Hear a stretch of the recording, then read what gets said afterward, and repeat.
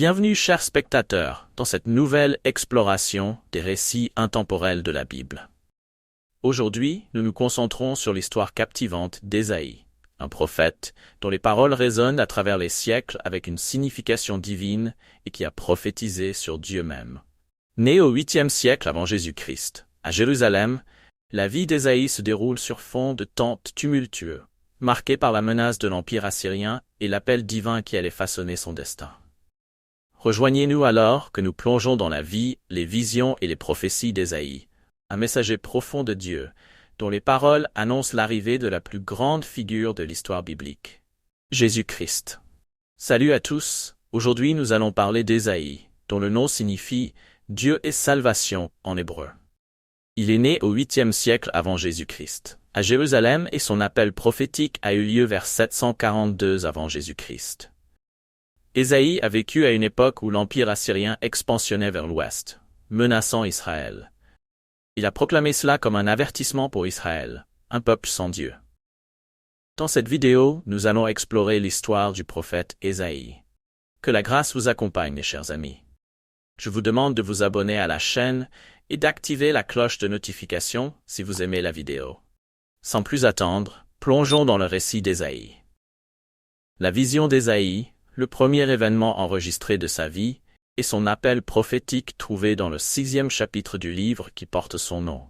Cela s'est produit vers 742 avant. Et la vision a probablement eu lieu dans le temple de Jérusalem. Selon ce récit, il a vu Dieu et des séraphins au-dessus de son trône. Impressionné par le contact avec la gloire et la sainteté divine, il est devenu conscient de la nécessité pour Dieu d'envoyer un messager au peuple d'Israël. Malgré son sentiment d'indignité, il s'est offert pour le service de Dieu, disant « Me voici, envoie-moi ». Ainsi, il a été nommé pour donner voix aux paroles divines. Ce n'était pas une tâche facile, il devait condamner son propre peuple et assister à la chute de la nation. Il savait qu'il rencontrerait une opposition farouche et un mépris délibéré. Mais il a été fortifié intérieurement par la vision et une résolution soudaine. Tout au long de sa vie, Ésaïe a été prêt à trouver un sens dans la vision avant que le moment décisif n'arrive. La connaissance des questions culturelles et le fait que sa commission ait eu lieu apparemment dans le temple de Jérusalem, la vie d'Ésaïe a inclus des expériences avec la pauvreté, la débauche parmi les riches et une familiarité avec les personnes vulnérables, les veuves, les orphelins, les sans-abri et les sans-terre, victimes des riches. Ésaïe a prophétisé sur Jésus dans près d'un tiers des chapitres du livre d'Ésaïe, abordant à la fois sa première et sa seconde venue. Ésaïe fournit plus de prophéties sur la seconde venue du Christ que tout autre prophète de l'Ancien Testament. Voici quelques-unes des prophéties sur Jésus dans sa première et seconde venue. Il jugera parmi les nations, Ésaïe 2:4. Il sera une branche du Seigneur, Ésaïe 4:2. Il naîtra d'une vierge et sera appelé Emmanuel. Il sera une pierre d'achoppement et une roche d'offense. Ésaïe 8:14. Le gouvernement éternel sera sur ses épaules et il sera appelé le prince de la paix. Ésaïe 9:6. L'Esprit Saint reposera sur lui. Ésaïe 11:2. Il sera une pierre d'épreuve, une pierre angulaire précieuse, un fondement sûr. Ésaïe 28. Jésus-Christ est mentionné directement dans plus de la moitié des chapitres d'Ésaïe 40 à 61. Sans conteste, le chapitre le plus crucial concernant le salut de l'humanité est Ésaïe 53. Cette prophétie explique comment il a été blessé pour les péchés de l'humanité. Dans ce passage, la description de sa première venue commence à Ésaïe 52, verset 14, et Ésaïe 53, 5 explique que son apparence physique terrestre ne se démarquerait pas. Il était dédaigné et rejeté, et par ses blessures nous sommes guéris de nos infirmités. Ce chapitre central nous dit qu'il viendrait donner sa vie comme sacrifice pour nos péchés, symbolisé par l'agneau pascal. Les déclarations sur sa mort sont ensuite répétées, car il a été coupé de la terre des vivants, enterré avec les méchants et offert en sacrifice pour le péché, versant son âme jusqu'à la mort. À travers le livre d'Ésaïe, Dieu a révélé que Jésus viendrait sur terre une première fois en tant qu'homme pour résoudre le problème du péché, puis une seconde fois dans son état glorifié après sa résurrection pour établir le royaume de Dieu. Beaucoup de gens l'ont rejeté lors de sa première venue, car il ne comprenait pas la nature double de la venue du Christ. Il n'a pas satisfait les prophéties de régner sur la terre et d'établir un royaume éternel lors de sa première venue, ce qui se produira lors de sa seconde venue. Intéressant, Dieu a également révélé à travers Ésaïe comment le Christ pourrait revenir à la vie après être été crucifié. Tes morts vivront, leurs cadavres se lèveront.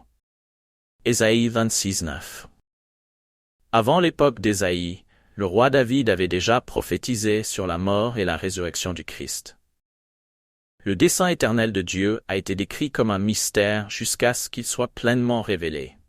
Il n'était pas un mystère au sens où il était inconnu de Dieu, car il avait décidé que son plan de rédemption, à travers les révélations divines du prisme de ses rencontres visionnaires et de la dynamique symbolique de sa famille, Ésaïe devient un pont entre le temps temporel et l'éternel. Ses prophéties sur Jésus, englobant à la fois sa première et sa seconde venue, dévoilent la tapisserie rédemptrice, tissée par Dieu, à travers les âges. L'héritage d'Ésaïe perdure non seulement en tant que figure historique, mais également en tant que conduit par lequel se déroule le plan divin pour l'humanité. Dans cette exploration d'Ésaïe, le prophète du 8e siècle avant Jésus-Christ, né à Jérusalem, nous avons plongé dans le contexte historique et divin qui a façonné sa vie.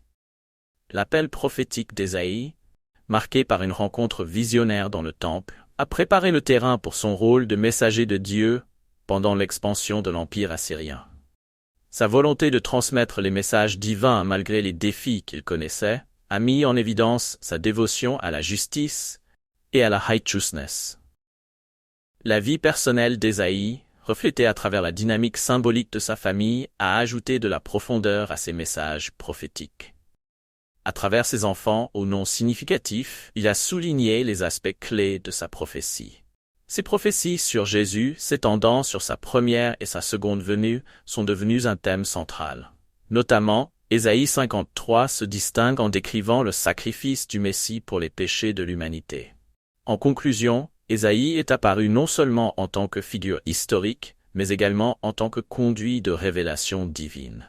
Son héritage perdure à travers l'accomplissement des prophéties en Jésus-Christ, mettant en évidence la sagesse intemporelle de la Bible et sa pertinence dans la formation de notre compréhension de la foi et du salut. L'histoire d'Ésaïe, une tapisserie d'expériences humaines tissée dans le récit divin, nous invite à explorer les pages sacrées de la Bible avec une inspiration et une compréhension renouvelée. En réfléchissant aux prophéties qui se sont accomplies en Jésus-Christ, nous sommes rappelés que les histoires bibliques ne sont pas de simples récits du passé, mais des témoignages vivants qui continuent à façonner notre compréhension de la foi, de l'espérance et du salut. Que la sagesse intemporelle enfouie dans le récit d'Ésaïe inspire et éclaire notre parcours à travers les pages sacrées de la Bible.